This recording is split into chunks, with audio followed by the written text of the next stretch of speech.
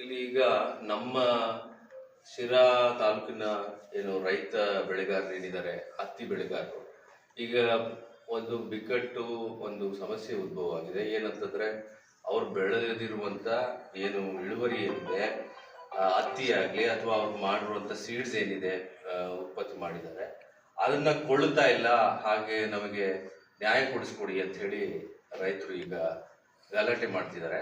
ಅದು ನನಗೆ ಗಮನಕ್ಕೆ ಬಂತು. ಒಂದು ಇದು ನಾವು ಯಾರಿಗೂ ಕಾಯ್ಬೇಕಾಗಿಲ್ಲ. ಇಲ್ಲಿ ಏನು ತಾಲೂಕು ಆಡಳಿತ ಆಗಲಿ ಅಥವಾ ಜನಪ್ರತಿನಿಧಿಗಳಿಗಾಗಲಿ ಯಾರು ಕಾಯ್ಬೇಕಾಗಿಲ್ಲ ಅವ್ರಿಗೆ. ಅಥವಾ ಯಾವುದೋ ನಾನು ಇಲ್ಲಿ ಕೃಷಿ ಇಲಾಖೆಯಲ್ಲಿ ವಿಚಾರ ಮಾಡಿದೆ, ಏನಂತಂತಾರೆ ಯಾವ ಅಗ್ರಿಮೆಂಟ್ಸು ಇಲ್ಲ, ಹಾಗೆ ಹೀಗೆ. ಅಗ್ರಿಮೆಂಟ್ ಬೇಕೇನೋ? ಇಲ್ಲಿ ಯಾವ ಅಗ್ರಿಮೆಂಟು ಇಲ್ಲ. ದ ಅಗ್ರಿಮೆಂಟ್ ಈಸ್ ರೈತರು ಬೆಳೆದಿದ್ದಾರೆ, ಅದಕ್ಕೆ ಅವ್ರಿಗೆ ರಕ್ಷಣೆ ಕೊಡಬೇಕು, ಅವ್ರಿಗೆ ಸಲ್ಲಬೇಕಾದಂತ ಕಾಂಪನ್ಸೇಷನ್ ಅಥವಾ ಏನು ಬೆಲೆ ಏನಿದೆ ಅವ್ರಿಗೆ ಸಲ್ಲಬೇಕಾದಂತ ಬೆಲೆ ಕೊಟ್ಟು ಕೊಡಬೇಕಾದಂತ ಕರ್ತವ್ಯ ತಾಲೂಕು ಆಡಳಿತ ಮಾಡಬೇಕು, ಜನಪ್ರತಿನಿಧಿಗಳು ಮಾಡಬೇಕು, ಹಾಗೆ ಕೃಷಿ ಇಲಾಖೆನೂ ಮಾಡಬೇಕು. ಈಗ ತಾನೇ ನಾನು ಕೃಷಿ ಇಲಾಖೆ ಎಡಿ ಹತ್ರ ಮಾತನಾಡಿದೆ. ಮಂಗಳವಾರ ಅವ್ರು ಮೀಟಿಂಗ್ ಕರೆದಿದ್ದೇವೆ, ವಿಜಿಲೆನ್ಸ್ ಇಟ್ಕೊಳ್ತೇವೆ, ಆಮೇಲೆ ಅವ್ರಿಗೆ ನ್ಯಾಯ ಕೊಡಿಸುವಂತ ಕೆಲಸ ಮಾಡ್ತೇವೆ. ನ್ಯಾಯ ಕೊಡಿಸುವಂತ ಕೆಲಸ ಅಲ್ಲ, ಇದೇನಂದ್ರೆ ದ ಡಿಸಿಷನ್ ಇಸ್ ಟೇಕನ್, ತೀರ್ಮಾನ ಆಗೋಗಿದೆ. ಏನು ತೀರ್ಮಾನ ಅಂತಂದ್ರೆ ಅವರು ಅವ್ರು ಬಂದಿರುವಂತ ಇಳುವರಿಗೆ ಬೆಲೆ ಕೊಟ್ಟು ನೀವು ಸಂಪೂರ್ಣ ಇಳುವರಿಯನ್ನ ಕೊಳ್ಳುವಂತ ಕೆಲಸ ಮಾಡಬೇಕು ಆ ಕಂಪನಿಗಳು. ಈಗ ಮಾಡದೇ ಇದ್ದಲ್ಲಿ ನನ್ನ ಪ್ರಕಾರ ಯಾವ್ದಾದ್ರು ಒಂದು ಕಾನೂನಾತ್ಮಕವಾಗಿ ಅವ್ರ ಮೇಲೆ ಕ್ರಮ ತಗೊಂಡು ಅವ್ರನ್ನ ಒಳಗಡೆ ಕೂರಿಸುವಂತ ಕೆಲಸ ಮಾಡ್ಬೇಕಾಗ್ತದೆ ತಾಲೂಕು ಆಡಳಿತ. ಇಲ್ಲಿ ರೈತರಿಗೆ ನಾವು ರಕ್ಷಣೆ ಕೊಡದೇ ಇದ್ರೆ ಅವ್ರು ಎಲ್ಲಿ ಹೋಗ್ಬೇಕು ಅನ್ನೋ ಪ್ರಶ್ನೆ ಉದ್ಭವ ಆಗ್ತದೆ. ನಾಳೆ ತಾಲೂಕು ಆಡಳಿತವನ್ನ ರೈತರು ಏನು ದೋಷುವಂತ ಕೆಲಸ ಮಾಡ್ತಾರೆ, ಜನಪ್ರತಿನಿಧಿಗಳನ್ನ ದೋಷುವಂತ ಕೆಲಸ ಮಾಡ್ತಾರೆ. ಆ ಕೆಲಸ ಆಗಬಾರ್ದು. ಮಂಗಳವಾರ ಇದ್ರ ಬಗ್ಗೆ ತಾಲೂಕು ಆಡಳಿತ ತೀರ್ಮಾನ ತಗೊಂಡು ಅವ್ರಿಗೆ ನ್ಯಾಯವಂತ ಕೊಡಿಸುವಂತ ಕೆಲಸ ಮಾಡಿ. ಸರ್, ನೀವೇ ಹೇಳಿರಿ, ಈಗ ನಾನು ಅಧಿಕಾರಿಗಳ ಹತ್ರ ಮಾತಾಡಿದೆ, ನಾವು ಯಾವುದೇ ರೈತರಿಗೆ ಅಗ್ರಿಮೆಂಟ್ ಕೊಟ್ಟು ಇಲ್ಲ ಅಂತ ಹೇಳ್ತಂದ್ರೆ, ಅದ ದೇಶದ ಪಿಲ್ಲರೇ ರೈತಂಗೆ ಅಗ್ರಿಮೆಂಟ್ ಬೇಕಾ? ಅದೇನೇನು ಹೇಳ್ತದೋ, ಈಗ ಉಣ್ಣುವಂತ ಅನ್ನಕ್ಕೆ ಅಗ್ರಿಮೆಂಟ್ ಮಾಡಿ ಅವನೇನು ಬರ್ಕೊಟ್ಟಿ ನೀವೇ ತಿನ್ಬೇಕು ಅಂತ ಏನು ಅಗ್ರಿಮೆಂಟ್ ಮಾಡ್ಕೊಂಡಿರ್ತಾನ. ಈಗ ಇಳುವರಿ ಯಾರಿಗೆ ಅವರು ಈಗ ನಾನು ಅವ್ರಿಗೆ ಅದನ್ನೇ ತಾಕೀತು ಮಾಡಿದ್ದು. ಏನಂತಂದ್ರೆ ಹಿಂದೆ ಮಾಡಿಲ್ವಾ, ದೇರ್ ಇಸ್ ಅ ರೆಕಾರ್ಡ್. ಹಿಂದೆ ಅವನು ಪರ್ಚೇಸ್ ಮಾಡಿರ್ತಾನೆ, ಈಗ ನಾನು ಕೊಳ್ಳೋದಿಲ್ಲ. ಈಗ ಅವ್ರೇನ್ ಹೇಳ್ತಾರೆ 75% ಕೊಡ್ತೇವೆ, 25% ಕೊಳ್ಳೋದಿಲ್ಲ ಅನ್ನೋ ಮಾತು ಹೇಳ್ತಾರಂತ ಈ ಕಂಪನಿಗಳು.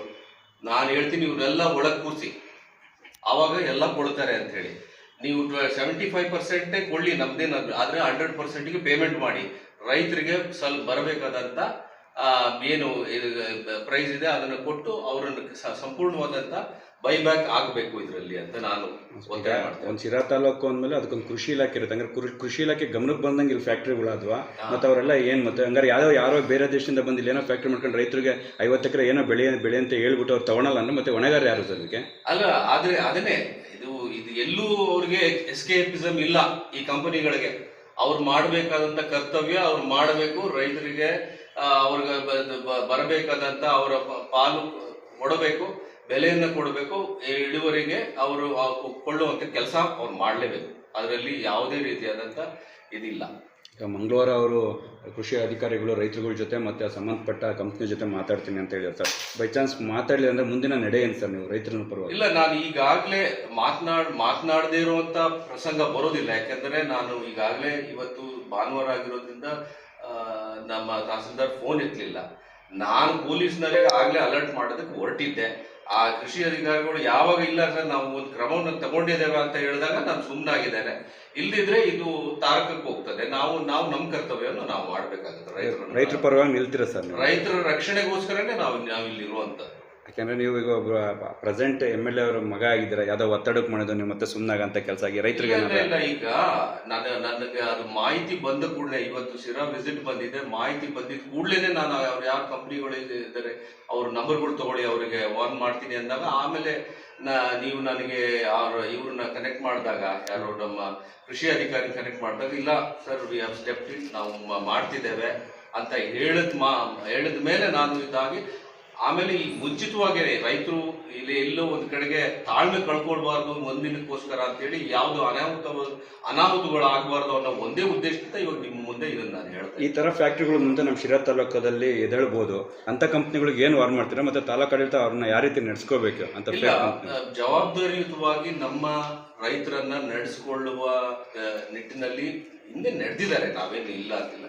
ಈಗ ಸಾವಿರಾರು ಎಕರೆ ನನಗೊಂದು ಬಂದಿರುವಂತ ಮಾಹಿತಿ ಪ್ರಕಾರ ಸಾವಿರಾರು ಎಕರೆ ಜಮೀನುಗಳಲ್ಲಿ ಈ ರೀತಿಯಾದಂತ ಒಂದು ವಹಿವಾಟಿಗೆ ನಡೀತಾ ಇದೆ. ಈ ಕಂಪನಿಗಳು ಕೊಳ್ಳುತ್ತಾ ಇದ್ದಾರೆ. ಅದು ಅತ್ಯಂತ ಯಶಸ್ವಿಯಾಗಿ ನಡ್ಕೊಂಡು ಹೋಗ್ಲಿ ಅನ್ನೋದೇ ನಮ್ಮ ಉದ್ದೇಶ. ಆದರೆ ರೈತರುಗಳು ಬೆಳೆದಿರುವಂತ ಇಳುವರಿಯನ್ನ ಕೊಳ್ಳೋದಿಲ್ಲ ಅನ್ನೋದು ಅದು ಅಪರಾಧ ಆಗ್ತದೆ. ಅಂಡರ್ ಎಸೆನ್ಷಿಯಲ್ ಕಮಾಡಿಟೀಸ್ ಆಕ್ಟ್ ನಿಮ್ಮನ್ನ ಬುಕ್ ಮಾಡಬಹುದಾ ಅನ್ನೋದನ್ನ ನೀವು ಇನ್ವೋಕ್ ಮಾಡಬಹುದಾ ಅನ್ನೋದನ್ನ ಈ ನಮ್ಮ ತಾಲೂಕಾಡಳಿತ ಇದನ್ನ ಕನ್ಸಿಡರ್ ಮಾಡಬೇಕು. It becomes an offence. ನೀವು ತಗೊಳ್ಳಿಲ್ಲ ಅಂದ್ರೆ ಇಟ್ ಈಸ್ ಅನ್ ಆಫೆನ್ಸ್ ಅಂತ ನಾನು ಹೇಳ್ತೇನೆ. ಶಾಸಕರ ಗಮನಕ್ಕೆ ತಂದು ಅದಕ್ಕೆ ಸಂಬಂಧಪಟ್ಟ ಸಚಿವರಿಗೆ ಗಮನಕ್ಕೆ ತರಂತ ಕೆಲಸ ಆಗುತ್ತದೆ.